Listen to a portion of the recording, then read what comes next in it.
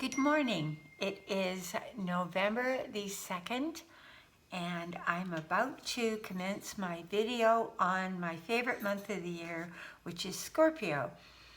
It's usually a month that a lot of people dread or feel it's a barren month. It's not Christmas yet. The trees have dropped all their leaves, and there's something kind of stark and gray and revealing about Scorpio, even though it has many hidden qualities. Scorpio rules the 8th house of our astrological chart globally. So it is the house of mystery, ritual, divorce, marriage, birth, death, borrowing money, other people's money, the occult, which means just the hidden. It's not a terrible word, the occult. My name is Eliza DeVries, and I am an evolutionary astrologer. I'm also an artist, and I'm also a healer. There's a lot of healing associated with the sign of Scorpio. I've taught healing for about 30 years. I've studied vibrational healing, which includes color, energy, aromatherapy, or soma, different energetic machines that I have that have chi in them and go in and clear out the pain in the body. I'm deeply into studying vibration, and there's a marvelous book called Vibrational Medicine by a Dr. Gerber, who is a Swiss German. And I think that you would really enjoy that book if you're at all interested in the new paradigm shift of healing, which I feel eventually in the future we will be using only different vibrational methods or if you want to call it energy for healing everything. I am a Scorpio, and I have a website called angelicmercy.com. This is my metaphysical website.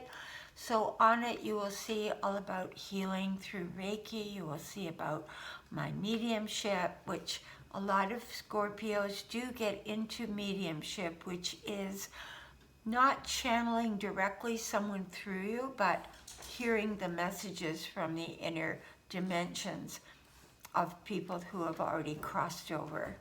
So it's very common with Scorpio to understand the realm of death and to have faced a lot of death in their life.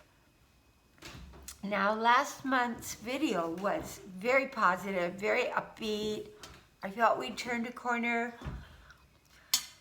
November is, in order for us to grow, we sometimes get the false perception that growth comes through easy times.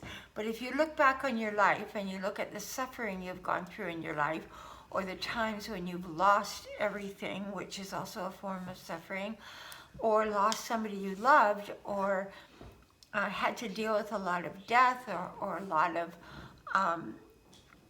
aloneness or fears of abandonment. Abandonment is also a common scorpionic trait, a fear of abandonment. Usually a Scorpio has had to deal with some form of abandonment in childhood. Now we think, well, why did we come in to knowing that we would confront abandonment? Well, probably that was in the earth plane school, one of our main intentions of a part of ourself that we wish to heal. Because abandonment has a deep relationship to faith.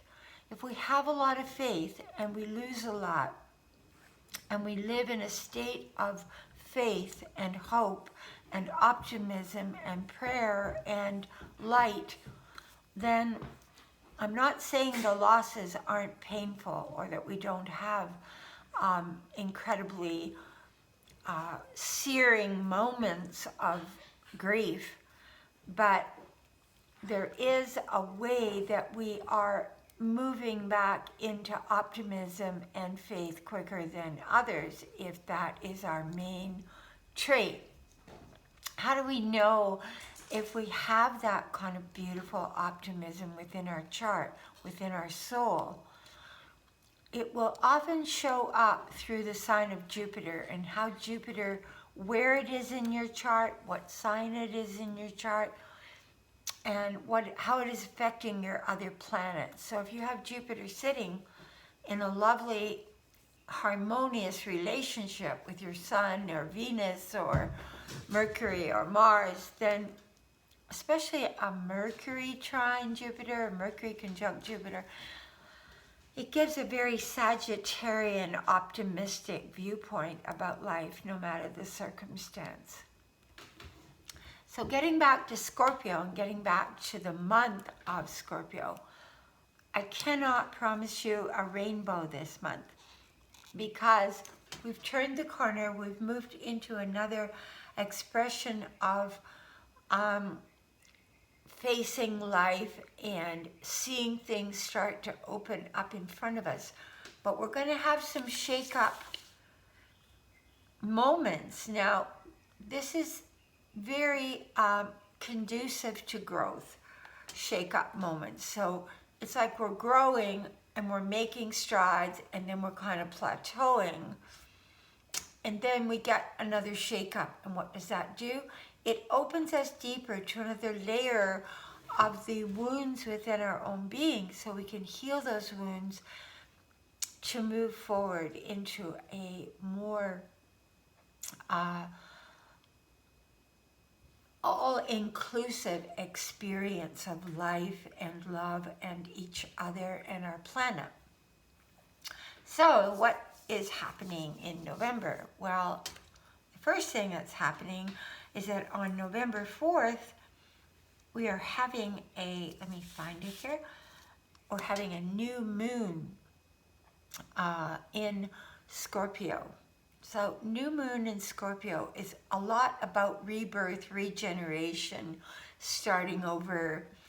But this moon is going to have several aspects that are going to make it exceptionally wake up. Like, did you hear the messages you've been getting the last couple of years? Well, here, you're going to get them again if you haven't been listening. The reason that is that the sun and moon will be at 12 degrees, 40 minutes of Scorpio, and they will be exactly, almost to the minute, opposite Uranus in Taurus at 12 degrees, 47 minutes. So that, you don't get much closer than that, an opposition. So we might feel that we've got a lot of monkey wrenches thrown into our rebirth. So we're like, oh, I'm on the new road to recovery and to a new life and optimism and hope and discovery. But there is the outside world still testing our endurance, still testing our capability to deal with the eruptions of life, so there's kind of a frustration that could emerge that day. And I really ask people, with the Mercury in Libra exactly squaring Pluto, you're going to get some deep insights. There's going to be some things this Thursday uncovered, whether it's in our government, whether it's on a worldwide basis. There's going to be some secrets revealed about people this month. It's going to be strong and serious and volatile. So when it's strong, serious, volatile, and Mercury's involved, keep your mouth closed unless you got something positive or wise to share. You're probably better to really watch out for reactiveness on that day and the next day, because it's pretty, we kind of get this inner urging when something happens outside of us to just become extraordinarily reactive on that day. This is a really good day to write down how you wish to rebuild your life. And because you've got the opposition to Uranus, you could access your own higher consciousness and receive some incredibly wonderful messages. So Sun and Moon in Scorpio, you could get your interior worlds could really have a breakthrough. Like the veil is very thin right now. So connecting with somebody that's already crossed over, or understanding yourself. Take the time to focus on your own growth and where you still need to grow and what you wish to bring forth from what you've gone through in the last couple of years and what you need to leave behind. Scorpio also severs ties that are unhealthy. It's a strong, fixed sign. Of all the water signs, it is the most intense and the most scrutinizing and the most, often most intuitive. Although Mercury in Pisces can be very intuitive, and Mercury in Cancer, there's a focus to Mercury in Scorpio that is really, really great for self-examination. So Mercury is moving into Scorpio over a few days after that. And the second week, Mercury is going to be in Scorpio with a conjunction coming up to Mars in Scorpio. And all of that is going to be squaring Saturn in Aquarius and the Moon in Aquarius on the 10th of November. So this is going to be a very powerful day. Now Mars is also going to be opposite Uranus on that day. So again, this 5th to the 10th, it's going to build from the 4th to the 10th. It's going to build during that period. And on the 10th, I would suggest that you're quiet, at home, still, reflective, and not really, it can be explosive that day. It can be an increase of things that have been building in us, just overflowing and being amplified by the Mars. I personally have a Mercury conjunct Mars in Scorpio in my chart. So I'm used to that energy. And when I was young, I used to be seeing so much in others and feeling very pent up by what I saw. The shift that has taken place throughout my life is that what I see now with that penetrating Mercury and Scorpio conjunct Mars, which is probably one of the strongest parts of my chart for the work I do, is penetrating the death realms, penetrating the minds and sufferings of others. It's a bit of a detective aspect, which is why I was deeply advised by my guides never to reveal to others when they would be crossing over. That is not my right. And never to use my detective capabilities. Say, for example, somebody comes along and the wife says to me, I want to know if my husband's cheating on me. I am not allowed to do that. With my Mercury Mars, I know in an instant what's going on. But there has to be, in intuitive work, in astrological work, a sense of subtlety and tact and ethics about not diving into somebody else's life and passing on what you see in that third party's life to the person in front of you that's trying to get the dirt on them. I'm not allowed to do that. And the only time I ever told somebody about death was a lady came to me. She was a very famous healer from Brazil, one of the most famous healers. And she would come up to Los Angeles periodically, and I was taken to her to give her a reading on when she would be leaving her body. And my guide said to me, you can tell her. And I said to her, it's February 16th, year so-and-so. And she took a piece of paper out of the drawer and held up exactly the same date. And the reason I was allowed to tell her is because she was a profound psychic and healer and already had known and wanted a confirmation from someone else so that she could set her house in order. That's the one and only time that I've ever done that. As I've told you before, I always knew that my daughter would cross, but I never told her, never said a word to her. I knew when she was age 7, they came and told me that she would be leaving. When she was age 28, they came and told me, your daughter will be leaving in her 40s. And 2 years before she passed, they came to me in a dream and showed me that she had passed. They were giving me the opportunity to prepare myself for her departure because our closeness was so profound and our connection.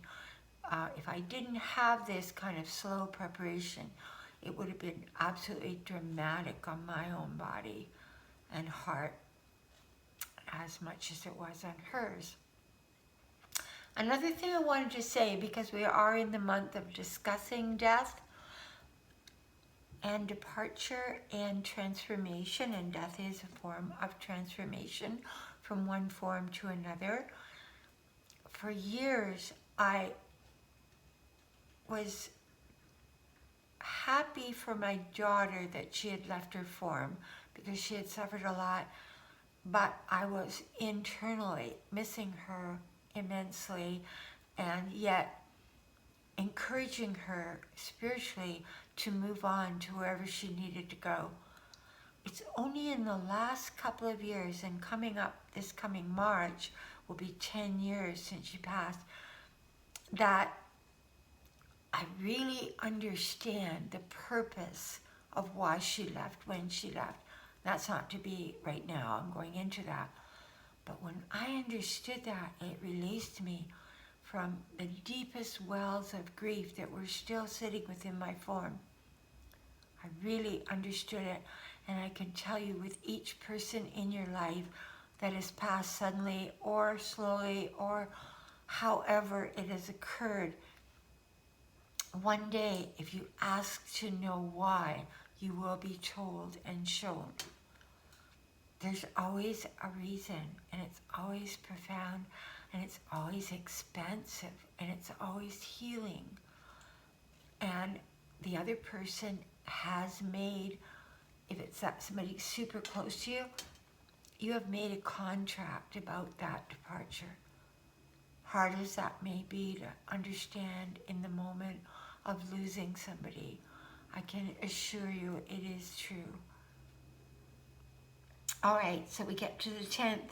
We got this incredible, huge release, this huge boom explosion of energy, and then we move along to the 3rd week, and this is, we're now entering what I call eclipse season. We have eclipses every 6 months when the sun and moon cross the nodal axis. I won't get into the whole dynamic of that, but the nodes are about to move retrograde into Scorpio, so we're close on this one. It's only a partial eclipse, it's not a full eclipse. So we've got on the 19th of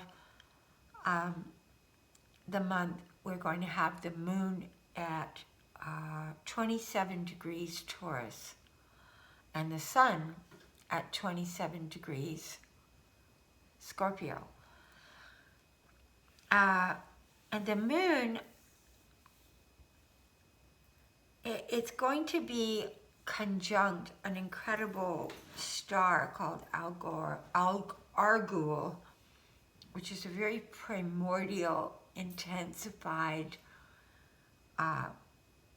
anti-civilized, very offering serious challenges. Now, I see this more globally that we're going to have a lot of global challenges, a lot of global uprisings of countries really challenging the power and the control of the leaderships in our countries. Not just America, not just Canada or Germany or Russia, but all globally. It's going to be affecting us deeply. And it's, as I said, it's the beginning of eclipse season. There will be a powerful solar eclipse on the 5th of December, which we'll talk about later on.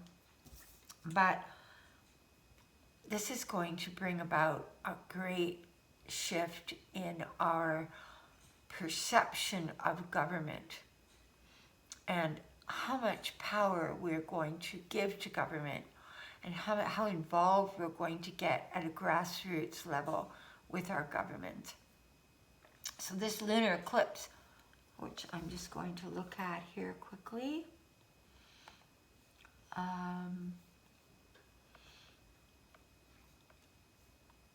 So we've got the new moon in Scorpio, then we've got the lunar eclipse. It's going to have like this powerful, intensified feeling of,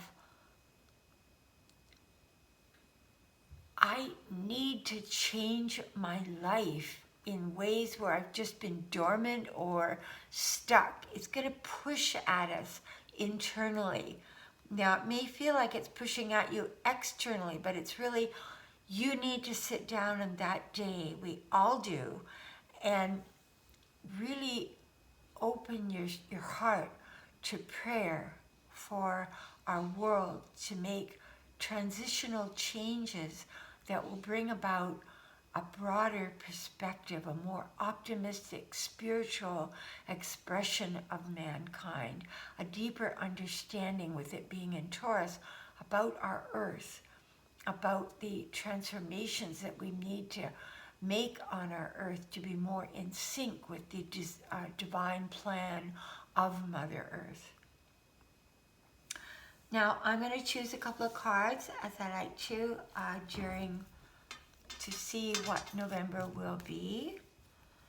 After the 21st, we move into Sagittarius, and it's going to feel a lot lighter. It's going to feel like we got through a heavy period of 3 weeks of intensification, and I'm not going to whitewash it. This month in Scorpio is going to be perhaps the toughest month of the year, energy-wise, because it's all going to be wakening up fixed signs.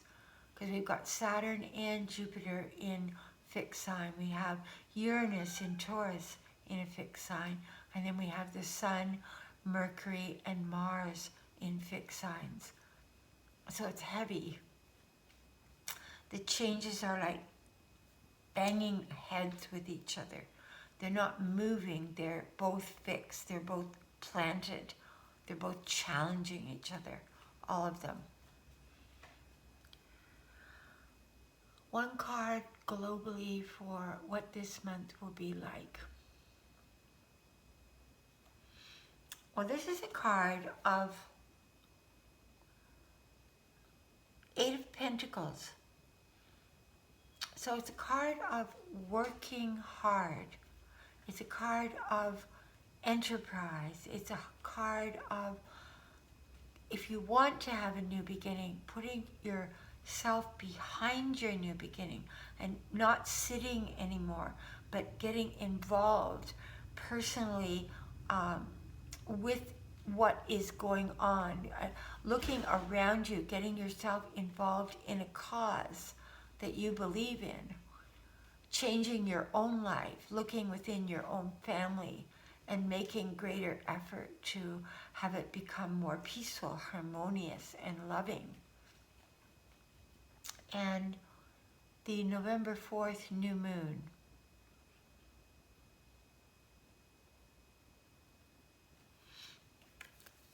This is a great card. This is a card of learning, he's holding the globe, he's looking out at the world, and he's got the whole world in his hands, and it's a card of having dominion over ourself. And if you remember, we discussed earlier, that's going to be a day when Uranus is opposing the sun and moon, how to have more dominion over our own life. That will be the theme of November 4th. And the theme of the lunar eclipse on the 19th, card just flew out of the deck. This is a card of really accessing our deepest intuition. The High Priestess, the moon is at her feet. So we're really going to focus on the moon that day, on the moon in Taurus, on stability, on accessing our own deep wells of inner wisdom, of trusting our intuition. People often ask me, how is it you develop your intuition so deeply? Because when I got a message, and I ask all of you to think this way and to try this, even the tiniest message, I acted on it. I said, I trust what you're showing me, and I'm going to act on it. And slowly, slowly, over time, the messages became stronger and more precise, because I was showing respect and honoring my own inner wells of knowing, which we all have. So intuition is a muscle, that third eye here. It opens more and more the more we honor, respect, meditate, listen to our inner voice, and the more that we use it in an ethical, honorable way. It feels good. So I'm going to choose one of the inner child cards to end the reading. This will be a card for the whole month. This is a wonderful deck. It's called the Inner Child, and they're all from fairy tales. I always think of my friend Jordan when I think of this deck, and of my daughter Gigi, because she loved fairy tales. She loved the magic of fairy tales and the messages and stories like The Little Mermaid and all of that. So this is a card, a basic card for November for all of us. Okay, this is a very interesting card. This is Pinocchio looking in the mirror, looking at himself. Am I being authentic? Am I faking it? Am I telling lies? Am I being dishonest in some way with myself? The greatest dishonesty is with yourself. So this is a card of really looking at yourself and cleaning house. And that's a very Scorpio, Mercury and Scorpio. One thing I used to do, just to end, I used to put a mirror, sit in front of a mirror, put a candle, make the room dark, let the mirror shine on my face, and look deep into my own eyes and ask myself what I needed to heal or learn, or how could I give more, how could I serve more, or how could I bring more healing to the world, how could I heal myself better. And just sitting there looking into my own eyes and feeling the journey and feeling the messages flowing through from my inner voice. It's a marvelous thing to do and a very wonderful thing to do during the time of Scorpio. God bless you all. God is blessing us all. And may we all show deeper wells of compassion and mercy for each other. And when we feel the desire to judge this month, because Mercury and Scorpio has a tendency to be very analytical and judgmental, let's put it on a shelf and give that other person the benefit of the doubt, or take the knowledge that we're being shown and just file it away without attacking and being reactive. Thank you.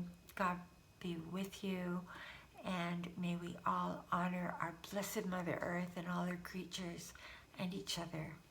Thank you.